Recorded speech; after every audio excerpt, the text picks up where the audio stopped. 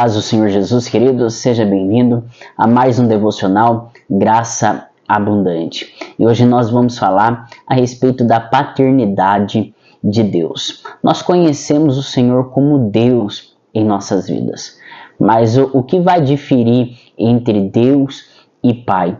Nós podemos dar um exemplo da fala de Jó. Antes eu o conhecia somente de ouvir falar, mas agora os meus olhos o contemplam. Uma coisa é você olhar para o Senhor como Deus, outra coisa é você olhar para Ele como Pai. E nós vamos ver que o objetivo, o propósito de Deus não é que nós venhamos a enxergar Ele somente como Deus, mas que nós venhamos a enxergá-lo como Pai, porque a paternidade envolve comunhão, envolve intimidade. E é isso que o Senhor deseja que nós tenhamos com Ele. E é sobre isso que eu vou falar com você nesse vídeo. Mas antes eu peço para que você possa compartilhar, dar um like. E se você ainda não é inscrito em nosso canal, se inscreva em nosso canal, porque eu tenho certeza que através desse vídeo você vai alcançar mais intimidade com o Senhor, mais vínculo com Deus. Então, bora para a Bíblia e compartilha esse vídeo aí.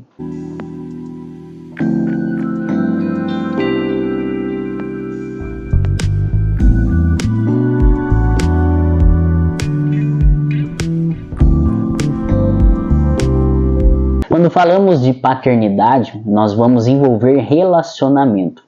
Quando nós olhamos no Senhor como Deus, nós vamos colocar a sua soberania, nós vamos colocar o seu senhorio, nós vamos enxergar Ele como Criador, e isso tudo é válido e devemos fazer. Porém, o Senhor quer que nós vamos além disso.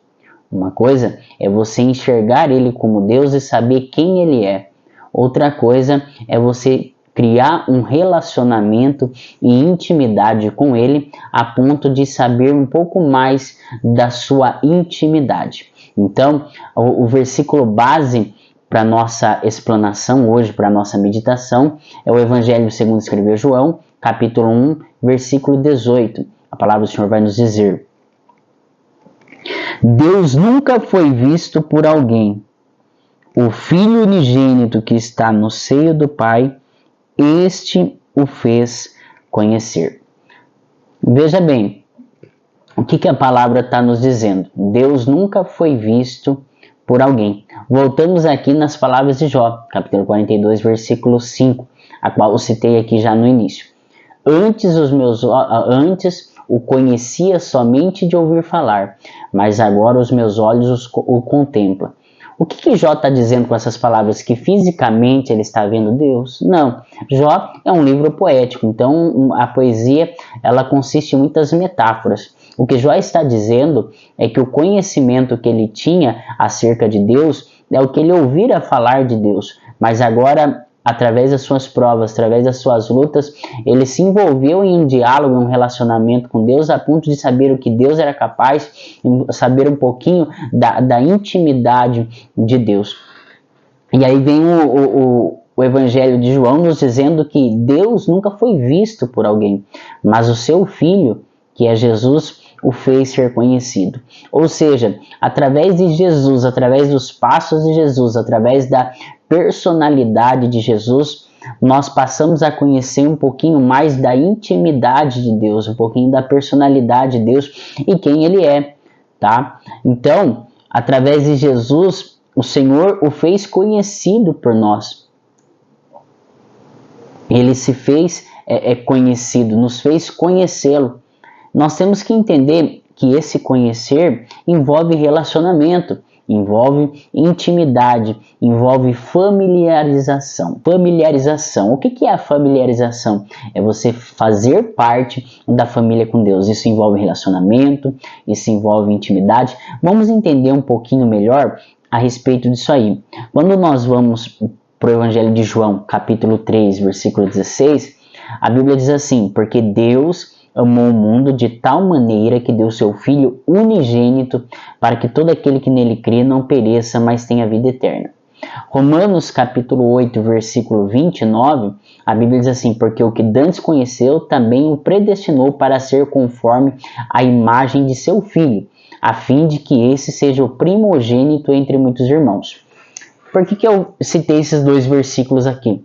Quando nós vamos em João 3,16, a Bíblia caracteriza Cristo como Filho único, unigênito. Romanos capítulo 8, versículo 29, a Bíblia diz que o que dantes conheceu, também predestinou para ser conforme a imagem de seu Filho, que esse seja primogênito entre muitos irmãos. Opa! Em João, coloca Cristo como único. Em Romanos, coloca Cristo como primeiro entre muitos irmãos. Vamos colocar as coisas em ordem aí, porque na Bíblia não há contradição, não há controvérsias. O que está acontecendo aqui é questão de tempo. Jesus, ele veio como único, ele veio como unigênito e morreu como unigênito. Mas quando ressuscitou como primogênito entre muitos irmãos. Por quê? Porque através do seu sacrifício na cruz do Calvário, ele nos proporcionou o direito de ser feitos filhos de Deus. João capítulo 1, versículo 12. O que a palavra do Senhor nos diz? Mas a todos quantos receberam, deu-lhe o poder de serem feitos filhos de Deus ao que creem no seu nome. Então, a partir do momento que Jesus ressuscitou, ele já não ressuscitou como único, como unigênito, mas ele ressuscitou como primogênito, porque através do seu sacrifício, ele nos concedeu o direito, o poder de nos tornar filhos de Deus, nos tornar da família de Deus. Agora acontece aí o processo de adoção de filhos, a familiarização. Nós passamos a conhecer o Senhor como Pai. Isso vai envolver relacionamento, isso vai envolver intimidade, isso vai envolver comunhão, o conhecer de Deus. Então, nós temos que entender, irmãos, que a paternidade de Deus nos envolve a ter um relacionamento mais estreito com Deus. Como eu já citei aqui, uma coisa é você conhecer o Senhor como Deus, outra coisa é você conhecer Ele como Pai. Romanos capítulo 8, versículo 14 em diante, a palavra do Senhor diz assim: porque todos os que são guiados pelo Espírito de Deus, esses são filhos de Deus. Porque não recebeste o espírito da escravidão, outra vez estardes em temor, mas recebeste o espírito da adoção de filhos, pelo qual clamamos Abba, Pai. Olha aí, pelo qual clamamos Abba, Pai. O Espírito de Deus foi colocado sobre nossas vidas, nos testificando que somos filhos de Deus. Se somos filhos, já não estamos mais debaixo da escravidão, já não estamos mais debaixo de jugo algum, mas temos direito à herança, somos herdeiros de Deus. Como herdeiros de Deus, nós passamos a ter acesso àquilo que Ele tem, àquilo que Ele é.